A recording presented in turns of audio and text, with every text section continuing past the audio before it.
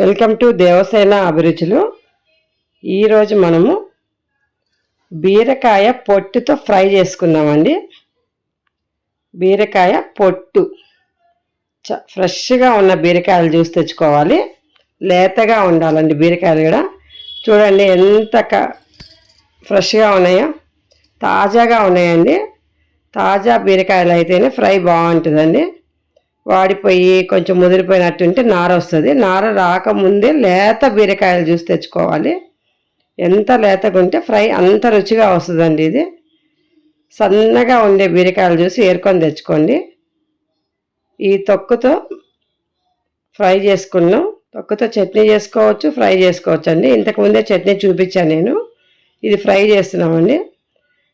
బీరకాయ పొట్టు మంచి ఫైబర్ పీస్ పదార్థం కాబట్టి చాలా మంచిదండి ఇది.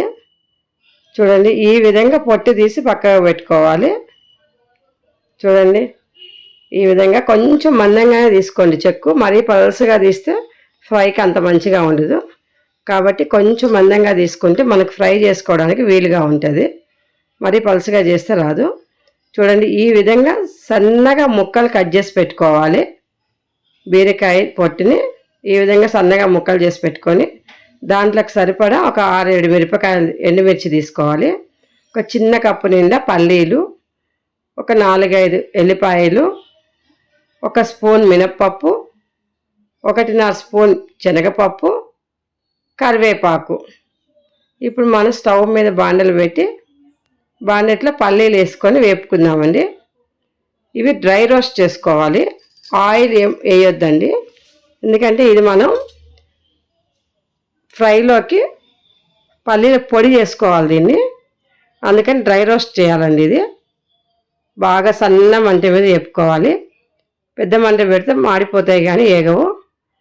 మిక్సీలో ఇప్పుడు మనం ఈ 6 మిరపకాయలు వేసుకొని మిక్సీ పట్టుకుందామండి.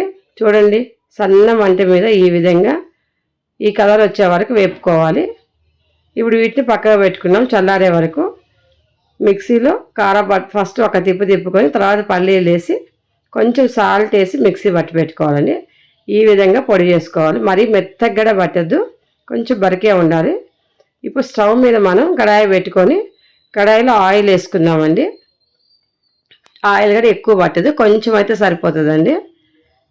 చూడండి ఇంత 2 స్పూన్లు చాలు. మనం కచ్చా పచ్చాగా దంచుకున్న ఎల్లిపాయలు ఈ ఆయిల్ వేసేసి మినప్పప్పు, శనగపప్పు ఇవి కూడా వేసేసి బాగా వేపుకోవాలండి. ఇవి కొంచెం కలర్ రావాలి. అసలు ఫ్రైకి ఈ పప్పులు తింటుంటే ఈ పప్పులు పంట కింద పడినప్పుడు ఎంత రుచిగా ఉంటాయో, ఎంత టేస్టీగా ఉంటాయో అవి. ఈ పప్పుల గురించే ఫ్రై తినాలని అంత బాగుంటాయండి. అందుకే పప్పులు ఎక్కువ వేసుకోవాలి. కొంచెం కరివేపాకు ఇట్లా ఎర్రగా వేగిన తర్వాత కరివేపాకు వేసేసి మనం తరిగి పెట్టుకున్న బీరకాయ పొట్టు చూడండి వేసేసాము. ఈ విధంగా బాగా కలుపుకోవాలండి. ఈ పప్పులు ఎల్లిపాయ అన్నీ కూడా బాగా కలిసేటట్టు కలుపుకోవాలి. బాగా సన్న మంట మీద చేసుకోవాలండి. ఇది కూడా ఏ కర్రీస్ చేసినా సన్న మంట మీద చేసుకుంటేనే బాగుంటాయి. చూడండి ఈ విధంగా బాగా వేపుకుంటూ ఉండాలి. దీనికి ఎలాంటి వాటరు అవన్నీ వేయొద్దండి. వాటర్ వేయకుండానే ఆ ఉన్న తడితోనే అయిపోతుంది. కొంచెం సాల్ట్ వేసుకున్నాం. సాల్ట్ కూడా ఎక్కువ పట్టదండి బీరకాయ తొక్కకి, కొంచెమే పడుతుంది కాబట్టి చిటికెడు వేసుకోండి సరిపోతుంది. ఇప్పుడు మనం మూత పెట్టేసి మగ్గించుకుందామండి. అవి ఆవిరికే మగ్గిపోతాయండి ఇవి. దాంట్లో వాటర్ వేయాల్సిన మసాలా వేయాలి ఏం వద్దండి, అసలు వాటర్ వేయాల్సిన పని లేదు. చిటికెడు పసుపు వేసుకుందాము. పసుపు వేసుకొని మళ్ళీ బాగా కలుపుకొని ఈ విధంగా ఏగేంత వరకు మనం కలుపుకుంటూ ఉండాలి. అప్పుడప్పుడు మూత పెట్టుకుంటూ మూత తీసుకుంటూ కలుపుకుంటూ ఉండాలి. మూత పెడితే ఆవిరికి త్వరగా అయిపోతుందండి. చూడండి ఇప్పుడు మనం చెక్ చేసుకుందాము ఉడికిందా లేదా అని. ఇలా పట్టుకుంటే అలా మెత్తగా అయిపోవాలండి. తొందరగా అయిపోతుంది. చాలా స్పీడ్గా అయ్యేవంటే ఏదైనా ఉందంటే బీరకాయనండి. చూడండి అయిపోయింది. ఇప్పుడు మనం పట్టుకున్న పల్లీల పొడి మసాలా వేసేసుకొని బాగా కలుపుకుందాము. ఈ విధంగా మసాలా అంతా కూడా బీరకాయ పొట్టికి పట్టేటట్టు చూసుకోవాలండి. కొంచెం కొబ్బరి పొడి కూడా 1 స్పూన్ వేసుకున్నాము. టేస్ట్ గురించి అండి. ఇది చాలా టేస్టీగా ఉంటుంది. పప్పుచారు చేసుకొని పప్పుచారులో సైడ్ డిష్లో పెట్టుకుంటే చాలా బాగుంటుంది ఇది. చూడండి ఈ విధంగా మొత్తం బాగా కలిసేటట్టు కలుపుకోవాలి. చాలా రుచిగా ఉంటుందండి ఇది. చాలా బాగుంటుంది. అయిపోయిందండి, ఫ్రై రెడీ అయిపోయింది. సర్వింగ్ బౌల్లో తీసుకుందాము. చూడండి సర్వింగ్ బౌల్లో తీసేసుకున్నాం. లైక్ చేయండి, షేర్ చేయండి, సబ్స్క్రైబ్ చేయండి.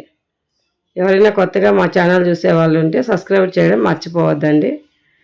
ప్లీజ్ సబ్స్క్రైబ్ చేసి పక్కన ఉన్న బెల్ ఐకాన్ నొక్కితే మేము పెట్టే ప్రతి వంటలు కూడా మీకు నోటిఫికేషన్ ద్వారా వస్తాయండి. చూడండి ఎంత బాగుంది, అసలు ఎంత రుచిగా ఉంటుందో ఇది. తప్పకుండా మీరు కూడా చేసుకొని తినండి, చాలా బాగుంటుందండి ఇది. చేసుకొని తిని చూసి ఎలా ఉందో మాకు కామెంట్స్ పెట్టండి ప్లీజ్ అండి. Thank you for watching.